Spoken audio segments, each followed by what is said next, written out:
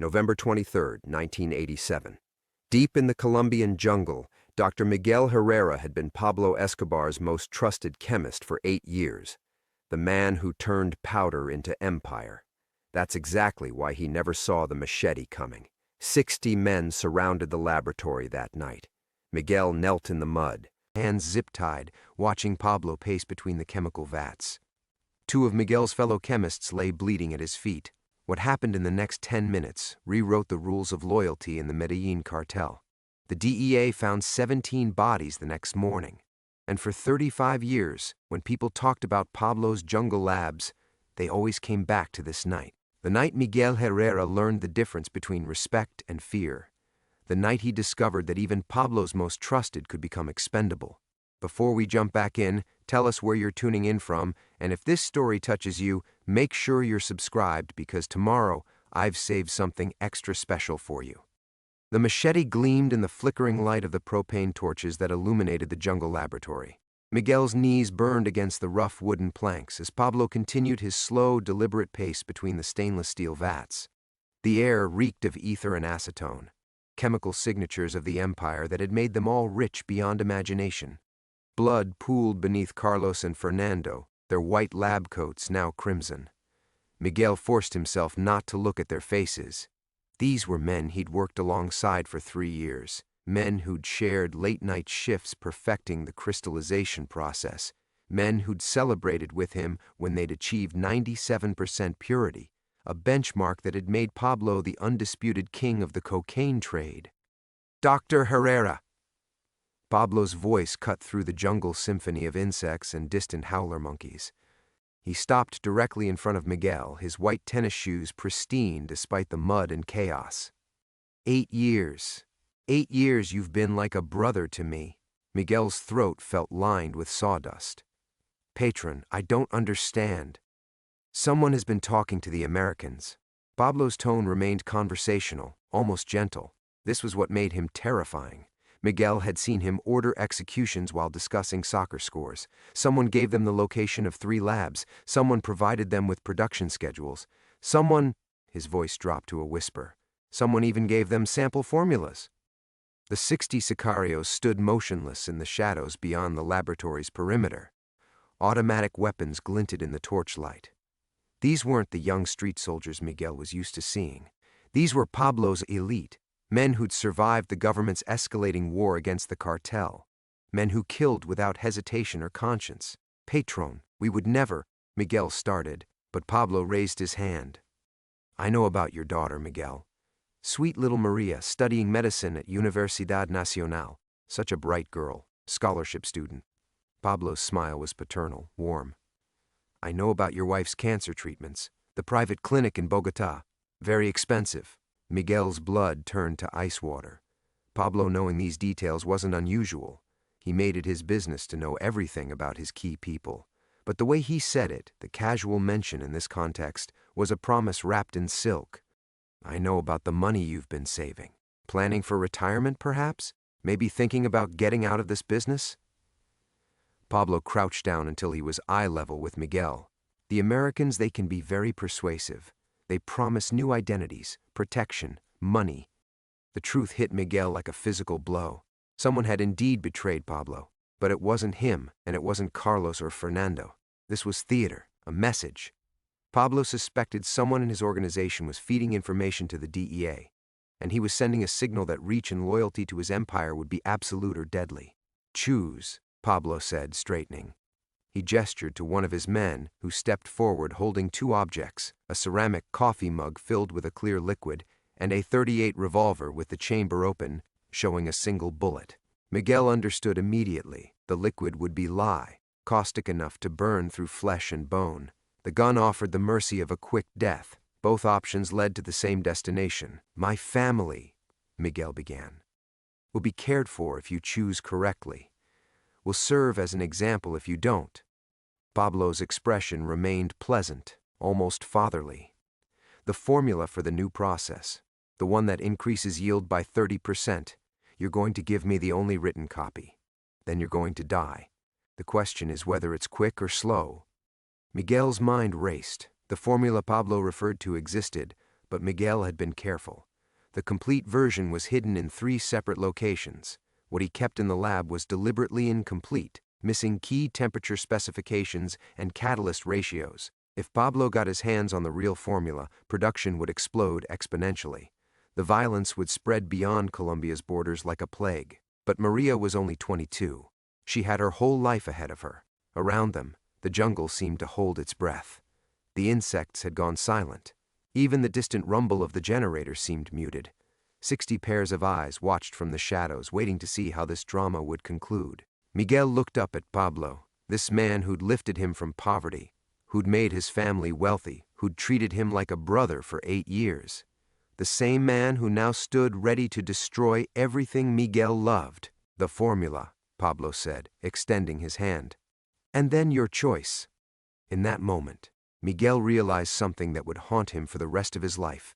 Pablo already knew about the incomplete formula in the lab safe. This whole execution was designed to force Miguel to reveal the location of the complete version. The real one, the one that could reshape the entire cocaine trade. This wasn't about loyalty or betrayal. This was about power. And Pablo Escobar never left power to chance. Miguel's hand trembled as he reached toward the lab safe, the metal cool against his sweat-slicked palm. The combination came automatically. Maria's birthday, then his wedding anniversary. Even now, facing death, his family was the key to everything. The safe door swung open with a soft click that seemed to echo through the silent jungle. Inside, beneath research notes and chemical specifications, lay the folder Pablo sought. Miguel's fingers brushed against the papers, knowing they contained only fragments of the truth. The real formula, the complete process that could triple cocaine production while reducing costs by 60%, remained safely hidden in 3 separate locations across Colombia. One section buried beneath his mother's grave in Medellin, another sealed in a safety deposit box in Cartagena under his brother's name. The final piece locked away in his home study, disguised as lecture notes from his university days. "Slowly, doctor," Pablo murmured, though his tone held no impatience. This was a man who understood that the most valuable things in life required careful handling. Miguel withdrew the folder, his mind already calculating. The incomplete formula would frustrate Pablo eventually, but not immediately. The missing elements were subtle, a temperature variance here, a catalyst ratio there. It would take months of failed batches before Pablo's other chemists realized they'd been given an elegant deception. Months that might give Miguel's family time to disappear. As he handed over the papers, Miguel caught Pablo's eyes. For just an instant, he saw something unexpected there. Not cruelty, but a kind of professional respect. Pablo had always appreciated elegance, whether in violence or deception. He suspected exactly what Miguel had done, and he admired the craftsmanship of it. "Excellent," Pablo said, tucking the folder inside his jacket without examining its contents. "Now, your choice." Miguel looked again at the coffee mug and the revolver. The chemical smell from the mug made his eyes water. Industrial-grade lye that would dissolve flesh like sugar in rain. The gun gleamed under the torchlight, its single bullet visible in the cylinder like a promise of mercy. But as Miguel reached toward the revolver, Pablo's hand closed gently over his wrist. "Actually," Pablo said, his voice thoughtful, "I have a better idea." The jungle erupted in chaos. Automatic gunfire shattered the night, muzzle flashes strobing between the trees like deadly lightning. Pablo's men scattered, some returning fire while others dove for cover behind equipment and chemical vats. Shouts echoed in both Spanish and English. The DEA had found them. In the confusion, Pablo grabbed Miguel by the collar and hauled him toward the laboratory's rear exit. "You called them," he hissed, though he didn't sound angry. If anything, he seemed impressed. Miguel hadn't made any calls, but he understood that Pablo needed someone to blame for the raid. The truth was simpler. The Americans had been tracking the lab's chemical shipments for months, waiting for the right moment to strike. Miguel had simply been unlucky enough to be here when that moment arrived. They burst from the laboratory into the humid darkness of the jungle. Vines caught at Miguel's lab coat as Pablo dragged him deeper into the undergrowth. Behind them, the chemical vats began exploding, sending orange flames climbing toward the canopy. Millions of dollars in product and equipment vanished in seconds. "This doesn't end here," Pablo shouted over the growing inferno. You understand that, don't you, doctor? This never ends. Not for you. Not for your family. Pablo shoved Miguel forward, sending him stumbling into a tangle of roots and decomposing leaves. When Miguel looked up, Pablo was gone, melted into the jungle like smoke. Only his voice remained, calling back through the darkness. I know where to find you, Miguel. Always remember that. Miguel lay still for long minutes, listening to the battle rage behind him. Gradually, the gunfire diminished, replaced by the crackle of flames and occasional shouts in English. The Americans had won this round, but Miguel knew Pablo was right. This was far from over. He began crawling deeper into the jungle, away from the light and noise. Thorns tore at his skin and insects swarmed around his face, but he kept moving. Somewhere in the distance, he could hear helicopters approaching. By dawn, this place would be overrun with DEA agents and Colombian military. As he crawled, Miguel made a silent promise to his daughter, to his dying wife, to the family he'd sworn to protect. He would disappear completely. He would take the formula's secrets with him to the grave, and somehow he would keep them all safe from the monster he'd helped create. The jungle swallowed him whole, and Dr. Miguel Herrera ceased to exist. 15 years later, he would wake up as Carlos Mendez in a small clinic in rural Ecuador, still running from that promise. The morning sun filtered through the cracked windows of the Clínica San Rafael, casting long shadows across the waiting room, where 3 mothers sat with fevered children. Dr. Carlos Mendez, the name had become as natural as breathing after 15 years, checked his watch and reached for the medical chart of his first patient. The routine had saved him. Wake at 5:30, coffee with yesterday's newspaper, morning prayers, then 12 hours of treating respiratory infections, setting broken bones, and delivering babies in a town where the nearest hospital was 4 hours away by bus. His hands no longer trembled when mixing medications. The nightmares had faded to perhaps once a month. Maria, now Dr. Maria Santos, having taken her husband's name, sent photographs of her children every few months through an elaborate network of intermediaries. She thought he was dead, killed in a DEA raid 15 years ago. It was better that way. The bell above the clinic door chimed, and Carlos looked up from the chart to see a young woman enter. Late 20s, maybe 30. Dark hair pulled back severely, expensive jeans that looked out of place in rural Ecuador, and boots that had never seen honest mud. She carried herself with the fluid confidence of someone accustomed to getting what she wanted. Dr. Mendez? Her Spanish carried a slight Colombian accent barely detectable but unmistakable to Carlos's trained ear. I'm Elena Vasquez. I was hoping I could speak with you. Carlos felt his chest tighten, but kept his expression neutral. Are you ill, señorita? I'm afraid we're quite busy this morning. I'm a journalist, she said, reaching into her leather satchel. I'm writing a book about the disappeared chemists from Pablo Escobar's organization. I think you might be able to help me. The medical chart slipped from Carlos's fingers, scattering across the floor. The sound seemed to echo in the sudden silence. One of the mothers looked up from her sick child, but Elena's eyes never left his face.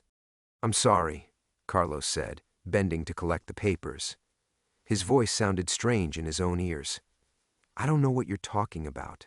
I've lived here for 15 years, Elena finished. Since 2008. You arrived with very little money, but somehow managed to buy this clinic within 6 months. You've never married, rarely leave town, and you have no family that anyone knows of. Carlos straightened slowly, the charts clutched against his chest like armor. Many people come to Ecuador seeking a fresh start. It's not unusual. Elena smiled, but it didn't reach her eyes. There was something predatory in that smile, something that made Carlos's skin crawl with recognition. He'd seen that same calculated coldness before, in another life, in a jungle laboratory lit by propane torches. Of course, she said, but most of them don't have advanced knowledge of organic chemistry. She reached into her satchel again and withdrew a photograph. Even upside down, Carlos recognized it immediately. The lab team from 1995, 6 men in white coats standing beside gleaming equipment. Miguel Herrera stood second from the left, arm around Carlos Moreno's shoulders, both of them smiling at some long-forgotten joke. Elena placed the photograph on the reception desk with deliberate care. 3 of these men are confirmed dead, 2 have never been found, and 1, Her finger tapped the image of Miguel. One of them was considered the most brilliant chemist Pablo ever employed. The clinic suddenly felt airless. Carlos was distantly aware of one of the children beginning to cry, of the mother's soothing whispers, of the clock on the wall marking seconds that felt like hours. "I don't recognize these men," he managed. "Dr. Miguel Herrera," Elena continued as if he hadn't spoken. "Born in Medellin, 1950. Lost his wife to cancer in 1994. Daughter named Maria, who would be about 37 now. Specialized in crystallization processes and yield optimization." She paused, watching his face. "Disappeared the night of the Santa Rosa laboratory raid. The DEA found traces of an advanced formula in the ruins, but it was incomplete. Useless." Carlos felt sweat beading on his forehead despite the morning chill. "Señorita, I really must ask you to leave. My patients—" "The thing about incomplete formulas," Elena said, leaning closer, "is that somewhere the complete version usually still exists, hidden away, waiting for the right moment, the right price." She reached into her satchel one final time and placed a business card beside the photograph. The name read Elena Vasquez, but the organization printed beneath made Carlos's blood freeze. Investigative consultant, private sector. No journalist, no book. This was someone working for people with enough money to hire professionals. People who knew exactly what they were looking for. "I'll be staying at the Hotel Central for a few days," she said, straightening. "Room 12. I hope we'll have a chance to talk again, Dr. Mendez. Or should I say, Dr. Herrera." Elena walked toward the door, then paused without turning around. "Oh, and doctor, your granddaughter is beautiful. Such a bright smile in those photographs your daughter posts online. It would be terrible if anything happened to disturb such a peaceful family life." The door chimed as she left, the sound hanging in the air like a death knell. Carlos stared at the photograph and business card, his carefully constructed world crumbling around him. After 15 years of hiding, the past had finally found him. Carlos stood frozen at the reception desk, the photograph and business card burning like acid beneath his fingertips. The clinic continued around him, children coughing, mothers murmuring comfort, the old air conditioner rattling against the morning heat, but the sounds felt distant, as if filtered through water. "Your granddaughter is beautiful." Elena Vasquez knew about Sofia. Somehow, despite all his precautions, despite Maria's new name and new life in Costa Rica, they'd found the connection. Carlos's hands began to shake as he slipped the photograph into his coat pocket, along with the business card he wanted to burn but didn't dare destroy. "Doctor?" Mrs. Gutierrez stood before him, holding her fevered son against her chest. "Is everything all right? You look pale." "Yes, of course." Carlos forced his voice to steady. "Bring little Roberto into examination room 1. I'll be right there." He needed to think, needed to understand exactly what Elena represented and what she wanted. But first, he needed to maintain the facade that had kept him alive for 15 years. As he followed Mrs. Gutierrez into the examination room, Carlos made his hands perform the familiar motions: temperature, throat examination, gentle questions about symptoms. The routine helped calm his racing pulse. Mild fever, some congestion, he told the worried mother, writing a prescription for antibiotics they both knew she couldn't afford. "No charge today. Just bring him back if the fever rises." Mrs. Gutierrez's eyes filled with grateful tears. "Bless you, doctor. You're an angel." An angel. If only she knew what those hands had created in jungle laboratories, what formulas had flowed from his mind to fuel an empire built on death and misery. But that was exactly why he couldn't stop now, couldn't abandon these people who depended on him. 15 years of good work had to count for something.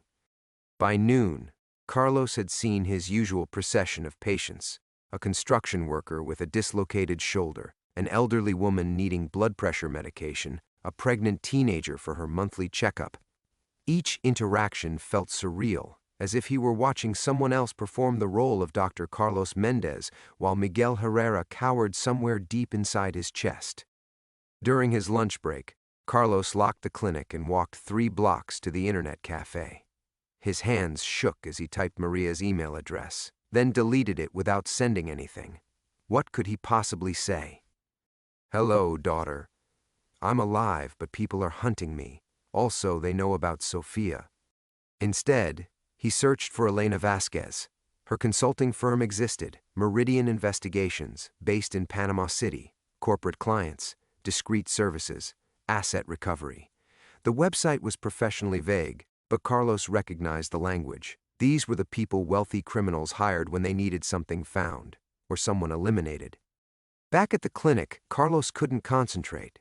He caught himself staring out the window every few minutes, watching for expensive cars or unfamiliar faces. When old Mr. Castillo came in for his diabetes medication, Carlos nearly jumped out of his skin at the knock on the door. "You seem nervous today, doctor," Mr. Castillo observed, as Carlos fumbled with the insulin vials. "Just tired," Carlos lied, but the old man's eyes were sharp with concern. As evening approached, Carlos made a decision that terrified him. He needed to know exactly what Elena wanted, which meant he needed to talk to someone from his past, someone who might still have connections to the underworld he'd fled. He waited until after dark, then drove to the outskirts of town where the cell phone signal was strongest. With trembling fingers, he dialed a number he'd memorized 15 years ago but never used. The phone rang twice before a gravelly voice answered. "See, Luis? This is Miguel." Silence stretched across the connection. Luis Echeverri had been Pablo's accountant, one of the few organizational men who'd survived the cartel wars by being useful to everyone and loyal to no one. "Miguel Herrera died in 2008, Luis said finally. "Please, I need to know if anyone's been asking about the old formulas, about the chemists." Another pause. "You shouldn't have called this number." "Luis, there are people looking, Miguel. People with serious money. They know the formula was incomplete. They know someone has the missing pieces." Luis's voice dropped to a whisper. "The Mexicans are involved now. The Sinaloa cartel. They're not like Pablo. They don't care about loyalty or respect. They just want results." Carlos felt his world tilt sideways. "How long have they been searching?" 6 months, maybe longer. They started in Medellin, worked their way through anyone who was still alive from the old days. Most people don't know anything useful, but..." Luis paused. "Someone gave them your daughter's name, Miguel. Someone who remembered you talking about her." The phone slipped from Carlos's numb fingers, clattering against the dashboard. Through the windshield, the lights of his quiet town twinkled peacefully, unaware that violence was circling like a predator in the darkness. When Carlos picked up the phone, the line was dead. He sat in his truck for an hour, watching those peaceful lights and knowing they represented everything he was about to lose. Elena Vasquez wasn't just hunting for the formula. She was hunting for him. And now that she'd found him, his 15 years of carefully constructed safety were crumbling like sand. His hands gripping the steering wheel so tightly his knuckles had gone white. The conversation with Luis echoed in his mind like a death sentence. "Someone gave them your daughter's name." After 15 years of silence, someone had remembered Miguel Herrera talking about his little girl, proud father boasting about Maria's intelligence, her acceptance to medical school. His house sat dark at the end of Calle Santos, a modest 2-bedroom with peeling paint and a garden where he grew medicinal herbs. Carlos had chosen it specifically for its anonymity, no different from dozens of other houses where middle-aged men lived quiet lives. Now it felt like a trap. Inside, Carlos poured himself 3 fingers of aguardiente and sat at his kitchen table, staring at the photograph Elena had left behind. 6 faces smiled back at him from 1995, all of them believing they were building something permanent. Carlos Moreno, dead in a Bogotá shootout, 1998. Fernando Silva, overdosed in Miami, 2001. Antonio Restrepo, throat cut in a Caracas hotel, 2003. And there was Miguel himself, arm around Carlos Moreno's shoulders, both of them laughing at something outside the frame. They'd been discussing the new crystallization process that would increase purity by 18%. Miguel remembered the conversation perfectly. How excited they'd been, how proud of their innovation, the innovation that had helped flood American cities with poison. Carlos reached for his laptop, an ancient machine that took 5 minutes to connect to the internet. His fingers hesitated over the keyboard before typing Maria Santos, pediatric surgeon, Costa Rica. The search returned dozens of results. His daughter had made a name for herself, head of pediatric cardiac surgery at Hospital Nacional, published researcher, respected physician. And there, in a hospital newsletter from last month, was a photograph that made his blood freeze. Maria at a charity gala, radiant in an evening gown, standing beside a tall man in a tuxedo. The caption read, Dr. Maria Santos and her husband Dr. Eduardo Santos, with their daughter Sofia, 8, who raised money for the children's cardiac unit by selling handmade bracelets. Sofia, 8 years old, missing her front teeth, grinning at the camera while holding up a handful of colorful bracelets. She had Maria's eyes and Miguel's stubborn chin. She looked exactly like Maria had at that age, when Miguel would come home from the university to find her conducting elaborate tea parties for her stuffed animals. Carlos slammed the laptop shut. Elena hadn't been bluffing. They knew everything. He walked to the bedroom closet and pushed aside winter coats he'd never worn in Ecuador's climate. Hidden behind them, inside a waterproof case taped to the wall, were his real treasures. Not money or gold, but documents. 3 passports under different names, birth certificates, driver's licenses. And beneath those, wrapped in plastic, were 47 pages of handwritten formulas. The complete synthesis process. Every temperature variance, every catalyst ratio, every timing sequence that Pablo's other chemists had died trying to recreate. Miguel had spent 20 years perfecting these processes, and in one night of desperate planning, he'd given Pablo elegant lies while keeping the devastating truth. Carlos unwrapped the papers with trembling hands. His own handwriting stared back at him, neat chemical formulations that represented millions of deaths. He'd told himself for 15 years that the knowledge would die with him, that hiding the formula was a form of redemption. But redemption was a luxury he could no longer afford. The aguardiente burned his throat as Carlos considered his options. He could run again, new name, new country, new identity. But Elena had found him once despite all his precautions. She'd find him again, and next time she might not bother with conversation first. He could contact the authorities, but which ones? Local police would be useless against international cartels. The DEA might offer protection, but they'd want the formula in exchange, and Miguel had seen what happened when that knowledge spread. Better the cartels have it than governments who pretended their wars on drugs weren't built on the same violence. Or he could give Elena what she wanted and hope they'd leave his family alone. But Miguel had worked for Pablo long enough to understand cartel logic. People who knew valuable secrets didn't get to retire peacefully. They got eliminated once their usefulness ended. Outside, a car engine rumbled past his house, slowing slightly before continuing down the street. Carlos moved to the window and peered through the curtains. Nothing but empty darkness, but his skin crawled with the sensation of being watched. His phone rang, the sound sharp in the silent house. Carlos stared at the screen.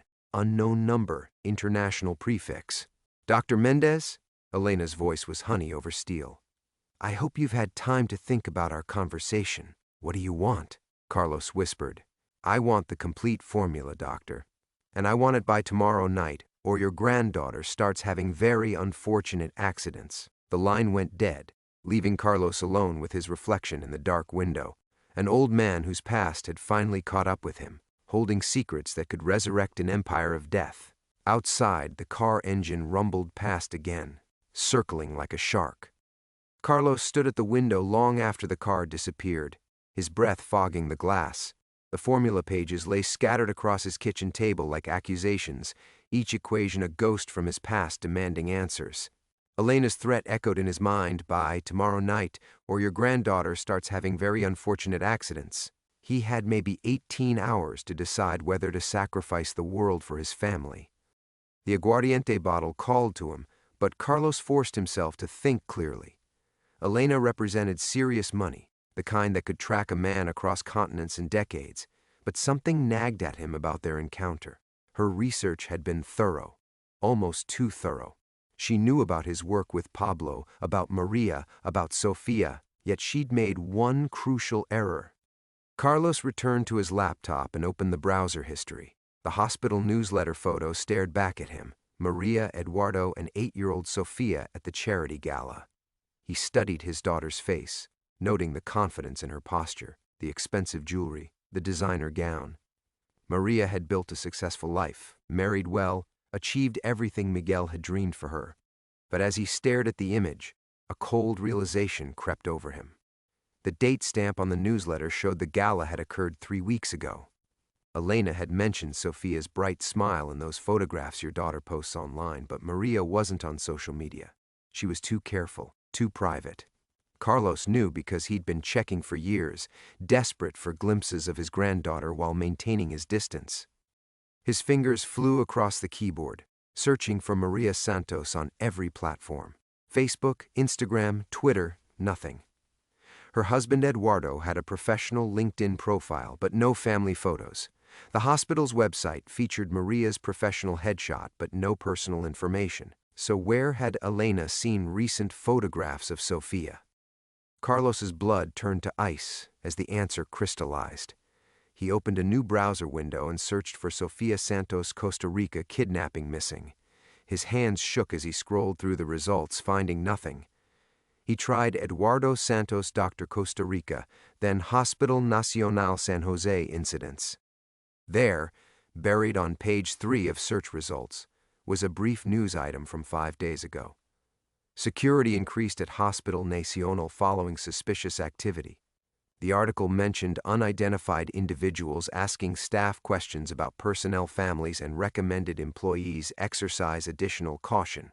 Elena hadn't been threatening future harm to Sofia. She'd been confirming that her people were already positioned to strike. But there was something else, something that made Carlos's surgeon's steady hands begin to tremble. He pulled Elena's business card from his pocket and studied it again. Meridian Investigations, Panama City. Professional typography, expensive card stock, subtle watermarks. Everything about it screamed legitimacy. Too much legitimacy for a cartel hunting expedition. Carlos opened a new search window and typed Meridian Investigations, Panama DEA contractor. The results made his world tilt sideways. Meridian wasn't a private firm working for cartels. They were a consulting company that specialized in asset recovery and intelligence gathering for governmental agencies. Elena Vasquez wasn't hunting the formula for the Sinaloa cartel. She was hunting it for the United States government. The revelation hit him like a physical blow. For 15 years, Miguel had hidden from cartels and criminals, never imagining that his own government might be the most dangerous hunter of all. The DEA hadn't abandoned their search for Pablo's missing chemists. They'd simply outsourced it to contractors who could operate outside legal boundaries. Carlos thought back to Elena's demeanor, the calculated coldness, the professional threats, the way she'd photographed his clinic before introducing herself. This wasn't cartel intimidation. This was intelligence work, the kind that disappeared people into black sites where they extracted information before eliminating loose ends. His phone buzzed with a text message from an unknown number. Your cooperation ensures your family's safety. Resistance ensures their elimination. Choose wisely. E. But now Carlos understood the real choice. The government didn't want the formula to destroy it. They wanted it to weaponize it, to flood enemy territories with drugs while maintaining plausible deniability, to fund black operations without congressional oversight, to turn his life's work into a tool of war. Elena's arrogance had been assuming Miguel would choose his family over global consequences. What she didn't understand was that Miguel Herrera had spent 15 years in penance, trying to balance the scales for his participation in Pablo's empire. He wouldn't tip them toward chaos again, not even for Sofia. Standing in his kitchen, surrounded by the detritus of his hidden life, Carlos finally understood what Pablo had always known. There were no clean choices in dirty wars, only degrees of damnation. He reached for his phone and began dialing a number he'd hoped never to use. Not Luis this time, but someone far more dangerous. Someone who might be willing to protect an old chemist's family in exchange for ensuring the American government never got their hands on Pablo's greatest secret. The revolution Elena had started would consume them all. The number Carlos dialed belonged to a ghost. Alejandro Vega had been Pablo's sicario, his personal executioner, the man who'd knelt beside mass graves and pulled triggers without hesitation. Unlike Luis the accountant, Alejandro hadn't survived by being useful to everyone. He'd survive by being more terrifying than death itself. The phone rang once, twice. On the third ring, a voice like gravel answered.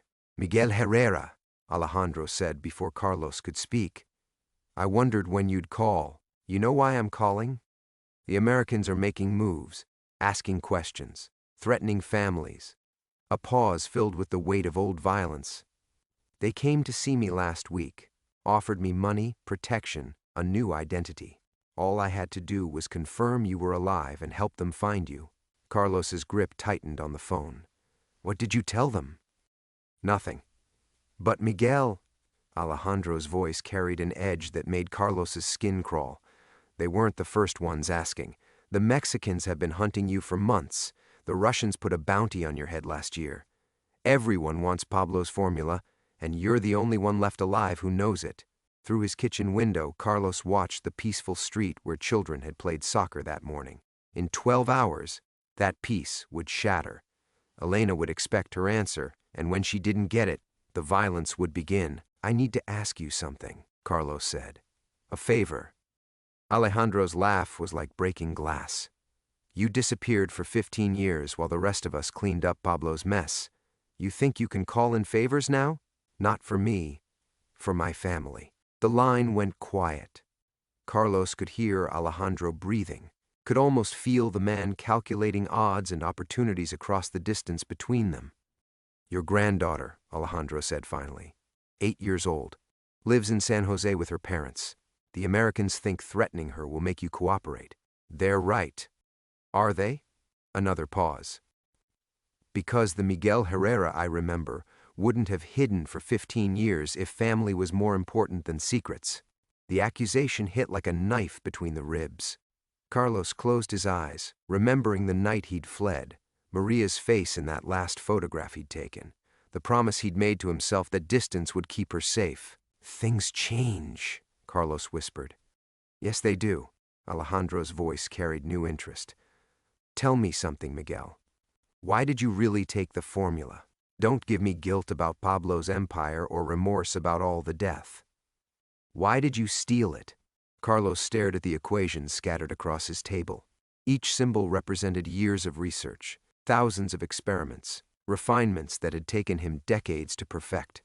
It wasn't just a drug formula. It was his life's work, perverted into something monstrous. "Because I created it," he said. "Every compound, every process. It was mine before it was Pablo's. And now the Americans want to steal it from you the same way Pablo did." The observation hung between them like a challenge. Carlos thought about Elena's cold confidence, her certainty that threatening Sofia would force his compliance. She'd assumed Miguel Herrera was a broken old man who'd hidden in Ecuador out of cowardice, not calculation. "I have a proposition," Alejandro continued. "The cartels want your formula because they think it will make them rich. The Americans want it because they think it will make them powerful. But you and I know the truth. Whoever controls that knowledge controls the entire cocaine trade. What are you suggesting? Partnership. You give me the formula, I eliminate the threats to your family. All of them. The Americans, the Mexicans, anyone else hunting you.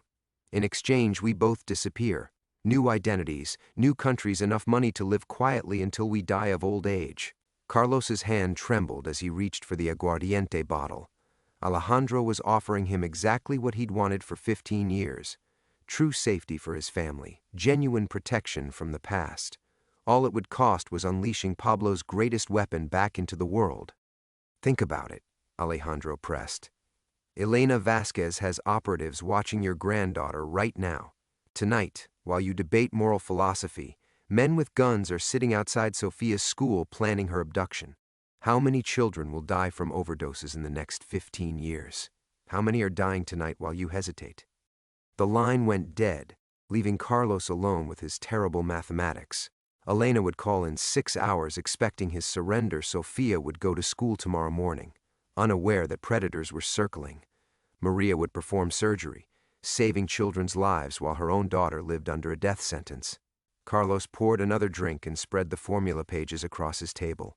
47 pages that had shaped the modern drug trade, stolen in a moment of desperate foresight and hidden for 15 years of false peace. Outside, another car moved slowly past his house. The hunters were closing in, and Miguel Herrera's time for hiding was finally over.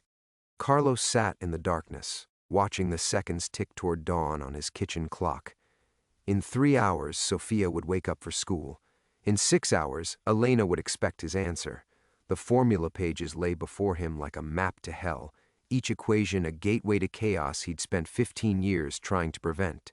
The mathematics were simple now. Brutal, but simple. His phone buzzed with another message from Elena. Final notice. Formula for family. Choose. Carlos stared at the screen until the words blurred. Then he walked to his closet and retrieved something he'd hoped never to touch again. A satellite phone, military grade, untraceable. Pablo had given it to him 20 years ago for emergencies only. Tonight qualified. He dialed a number burned into his memory and waited. Dr. Santos.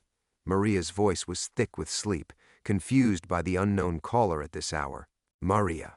The word escaped like a prayer. It's your father. Silence stretched across the distance between them. Carlos could hear her breathing change, could imagine her sitting up in bed, her surgeon's mind racing through possibilities. Miguel? She whispered his real name like a curse. Why are you? Listen to me carefully. You and Sofia are in danger. Right now, tonight, there are people watching your house who want to hurt her to get to me. What are you talking about? I haven't seen you in 15 years. Why would anyone? Because I stole something when I disappeared. Something people kill for. And now they've found me. Maria's voice turned cold, clinical. What did you steal? Carlos looked at the formula pages, thinking of Pablo's rage that final night, of the executions he'd witnessed, of the empire built on his chemical innovations, the blueprint for everything wrong with the world. Stop speaking in riddles. Maria's surgeon training had taken over, direct, efficient, cutting through emotional debris to reach the critical issue. What exactly is happening to my daughter? Government contractors are going to kidnap Sofia to force me to give them a cocaine formula that could restart Pablo Escobar's empire. They think threatening her will make me comply. The line went quiet for so long Carlos thought she'd hung up. When Maria finally spoke, her voice carried a fury that reminded him painfully of her mother.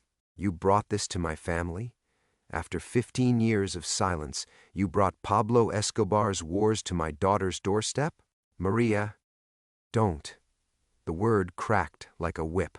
Don't you dare apologize or explain or ask for forgiveness. Just tell me how to protect Sofia. Carlos closed his eyes, feeling the weight of every choice that had led to this moment.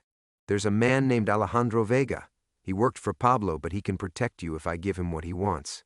Which is the same thing everyone wants. The formula. Then give it to him. The words hit Carlos like a physical blow. His own daughter, willing to unleash hell to protect her child. He thought of Pablo's calculations, the way violence had been just another business tool, pragmatic and efficient. Maria, you don't understand what that means. I understand that my daughter's life is worth more than your guilt. Her voice carried the absolute certainty of motherhood. I don't care about formulas or cartels or whatever demons you're running from. I care about Sofia. Carlos stared at his reflection in the dark window, an old man whose past had finally cornered him, whose daughter had just given him permission to damn the world. But looking at those formula pages, he realized something Elena and Alejandro hadn't considered. There's another way, he said quietly. What? Carlos reached for a pen and began writing on the back of Elena's business card. I'm going to give you an address in Panama City. Elena Vasquez works there. She's the one threatening Sofia. Miguel, what are you planning? I'm going to face the past. Carlos's hand was steady now, surgeon steady, as he wrote out detailed instructions. But first, I need you to know something. Every day for 15 years, I've wanted to call you. Every Christmas, every birthday, every time I saw a little girl who looked like you did at Sofia's age. Maria's breathing had changed again. Carlos could hear tears in her voice when she spoke. Why didn't you? Because I thought staying away would keep you safe. I was wrong about that, like I've been wrong about so many things. Outside, another car passed slowly, and Carlos knew his time was running out. Elena's people were positioning themselves for whatever came next, confident that an old chemist would choose family over principle. They were about to learn what Miguel Herrera had always known, that sometimes the only way to protect what you love is to destroy what threatens it, even if that destruction takes you down too. Maria, he said softly, tell Sofia her grandfather loves her. Then Carlos hung up and began preparing for war. The clinic stood empty in the pre-dawn darkness, its windows reflecting nothing but shadows. Carlos moved through the rooms one final time, his footsteps echoing in spaces where he'd spent 15 years healing what he could, trying to balance scales that would never truly level. On his desk, he'd left a letter for Dr. Morales explaining the sudden departure, along with enough money to keep the clinic running for 6 months. The patients would find new doctors. The village would survive without Miguel Santos. It always had. But the formula, that would die with him. Carlos had spent the night preparing, not for war as he'd told Maria, but for sacrifice. The equations that had haunted him for decades now lay scattered in his fireplace, soaked in gasoline. One match would erase Pablo's greatest secret forever, ensuring it could never again transform children into soldiers or neighborhoods into battlegrounds. The satellite phone buzzed.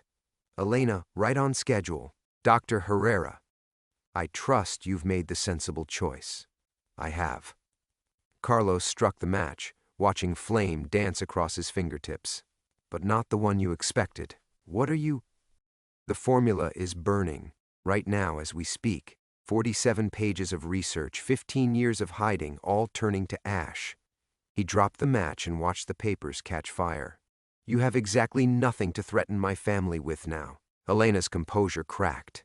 You insane old fool. We have your granddaughter under surveillance. One phone call and what? You'll prove to the world that American intelligence agencies kidnap children? That the DEA tortures chemists for drug formulas? Carlos watched the flames consume decades of his life's work. Go ahead. Make that call. See how long your congressional funding lasts when that story hits international news. The silence stretched between them, filled with the crackling of burning paper. Carlos could almost hear Elena calculating new approaches, alternate strategies. But they both knew the truth. Without the formula as leverage, Sofia was more valuable to them safe than sorry. This isn't over, Elena said finally. For me, it is. Carlos ended the call and walked outside, leaving the fire to complete its work. The eastern sky was beginning to lighten, painting the mountains in shades of hope he hadn't felt in years. Somewhere in Costa Rica, his granddaughter was waking up to a world slightly less poisoned than it had been the night before. His second call was to Alejandro. I burned it, Carlos said without preamble. Alejandro's laugh was surprisingly warm. I know. I've been watching Elena's people scramble for the last 10 minutes. Quite a show. So we're done? My family is safe? From the Americans, yes. They'll slink back to Washington and pretend this operation never existed. But Miguel... Alejandro's voice turned serious. The cartels won't give up so easily. They'll assume you memorize the formula, that you can recreate it. They'll keep hunting. Carlos had expected this. Then, I disappear again. No. The word carried unexpected finality. You've run enough. It's time for Miguel Herrera to die. Before Carlos could respond, he heard a car approaching. Not the slow surveillance crawl of Elena's people, but the purposeful acceleration of someone arriving at a destination. Through the pre-dawn gloom, he saw a familiar figure emerging from a battered jeep. Luis Cardenas looked older, grayer, but his accountant's eyes still missed nothing. Miguel, you started quite a fire. Luis Carlos felt a smile tugging at his lips despite everything. Still keeping track of everyone's business? Someone has to. Luis approached with 2 cups of coffee and a manila envelope. Alejandro sent me. New papers, new identity. Enough money to start over somewhere Elena Vasquez will never think to look. Carlos accepted the coffee gratefully, inhaling its familiar comfort. And in exchange, you stay dead. Miguel Herrera dies in that fire along with his formula. No more hiding, no more running, just peace. The envelope contained a Venezuelan passport, birth certificates, banking documents. A complete life for someone named Carlos Mendez, a retired teacher moving to a small coastal town to live quietly near the sea. The attention to detail was perfect, the kind of thoroughness that had kept Pablo's empire running for years. "Why?" Carlos asked. "After everything, why help me?" Luis's smile was sad but genuine. "Because some of us learned to count more than just money. Because 15 years ago you chose conscience over profit. Because that little girl in Costa Rica deserves a grandfather who might someday send her birthday cards from Venezuela." As the sun rose over the mountains, Carlos thought about circular time, how endings always contained beginnings, how choices echoed across decades until they finally found their resolution. He'd stolen the formula to prevent its misuse, hidden to protect his family. And now, finally, he was free to choose something else. 3 months later, in a village where the Caribbean meets Colombian mountains, Carlos Mendez opened a small medical clinic. He treated fishermen's cuts and children's fevers, accepting payment in fresh catch and homemade bread. On Sundays, he walked the beach and thought about a granddaughter he might meet someday, when the past had faded enough to allow for futures. Some ghosts, he'd learned, could be laid to rest.